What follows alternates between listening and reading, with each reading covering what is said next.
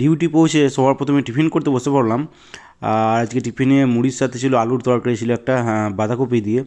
তো এইদিকে তরকারি মুড়ি ছিল, আর এদিকে ছিল একটা পেঁয়াজ, আর ছিল কাঁচা লঙ্কা।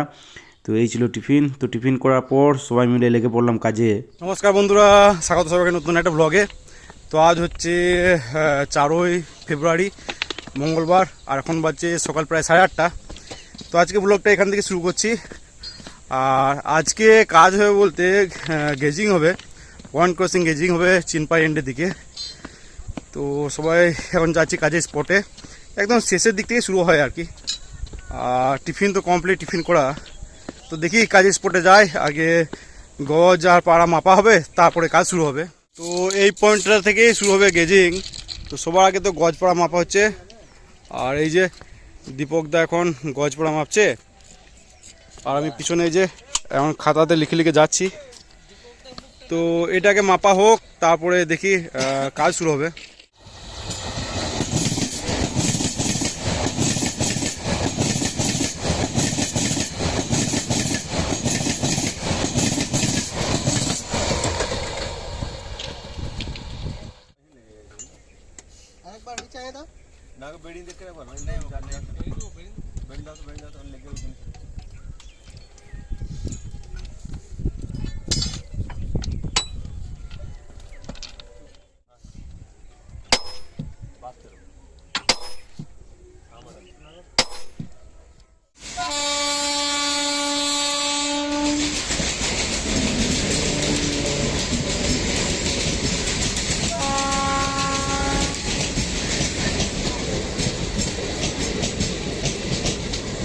A few moments later. Rest room পৌঁছে ফ্রেশ ট্রেশ হয়ে প্রায় 12:30 সময় বসলাম লাঞ্চ করতে।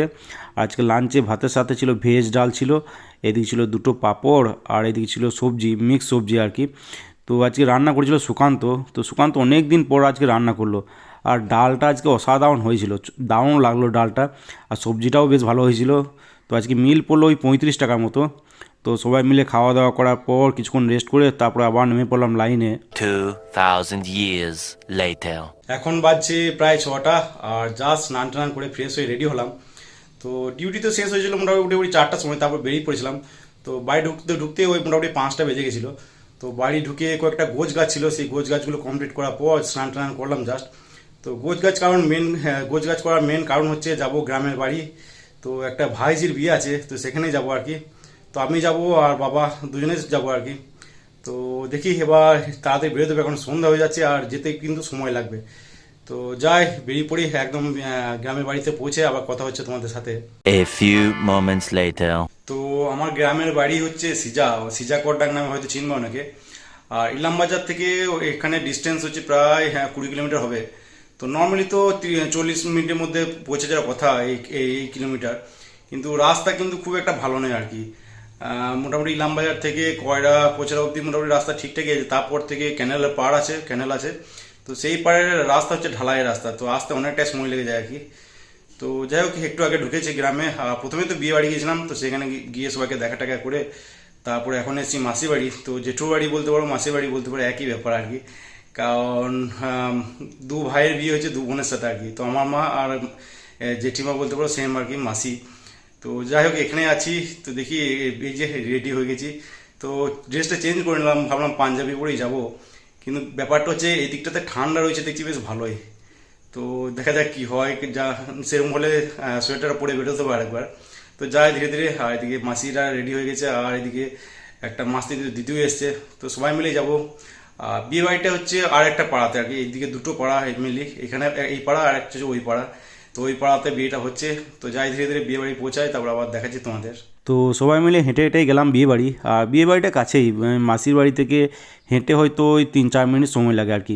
তো আমাদের আগের বাড়ি যেটা ছিল গ্রামের বাড়ি, তো সেখানে পাশেই কাছেই বলতে পারো এই দাদাটার বাড়ি। তো হেঁটে হেঁটে গেলাম সবাই, আর গিয়ে দেখি তখন খাওয়া দাওয়া শুরু হয়ে গেছে, ডিনার আর কি। তো বসে পড়লাম ডিনার করতে। আর আজকে ডিনারে ছিল ভাতের সাথে আলু পোস্ত ছিল, আর এইদিকে ছিল চিকেন কষা। তো রান্নাটা বেশ খুব সুন্দর হয়েছিল রান্না। তো সবাই মিলেই বসলাম, খাওয়া দাওয়া হলো। খাওয়া দাওয়া করার পর মোটামুটি ওই 9:30টার সময় শুরু হলো ক্ষীর খাওয়ানোর অনুষ্ঠান। আর এই ক্ষীর খাওয়ানোর অনুষ্ঠানটা হয় বিয়ের ঠিক আগের দিনে। তো এটা বরপক্ষ কনেপক্ষ দুপক্ষের বাড়িতেই হয়। তো তো নামটা তো ক্ষীর খাওয়ানো ঠিকই, কিন্তু শুধু ক্ষীর খাওয়ানো হয় না, ক্ষীরের সাথে মিষ্টি ফল টল আরও অনেক কিছু থাকে আর কি। তো সামনে এইভাবে সাজানো থাকে, তো একে একে আসে, কিছু একটা খাওয়ায় আর তারপরে যৌতুক দিয়ে যায়। তো প্রথম দিকে একটু ভিড় বেশিই ছিল, তো যাই হোক অনেকক্ষণ অপেক্ষা করার পর প্রায় 10টা সাড়ে 10টার সময় ক্ষীর খাওয়ালাম।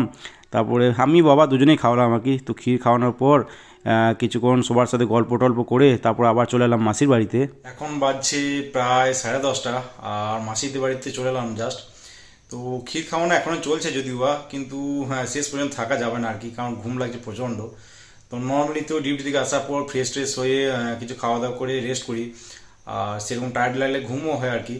কিন্তু আজকে রেস্ট করার টাইম হয়নি সেরকম, ডিউটি থেকে এসে স্নান টান করে তারপরে বেরিয়ে পড়েছিলাম। তো যেমনিতেও স্মুথ রোড হলে কি হয়, জার্নিটা স্মুথ হয়, কিন্তু রোড একটু খারাপই ছিল আর কি। তো জার্নিটা একটু ভালোই, জার্কিংটা একটু বেশি হলো আর কি। তো যাই হোক দেখি এবার শুয়ে পড়বো, কালকে আছে বিয়ে। তো আজকে ছিল ক্ষীর খাওয়ানো, কালকে বিয়ে, তার পরের দিন হয় রিসেপশন যেটা হবে আর কি। তো ছুটি নিতে হয়েছে, কিন্তু এখন আপাতত বিয়ে বাড়িটাই এনজয় করি আর কি। তো যাই হোক আজকে ব্লগটা এখানে এন্ড করছি। ভিডিও ভালো লেগে থাকলে লাইক অবশ্যই করে দিও, আর ইউটিউব থেকে দেখলে সাবস্ক্রাইব করে নিও, ফেসবুক থেকে দেখলে পেজটাকে ফলো করে নিও। তো আজকের মতো টাটা বাই বাই, দেখা হচ্ছে আবার কালকে।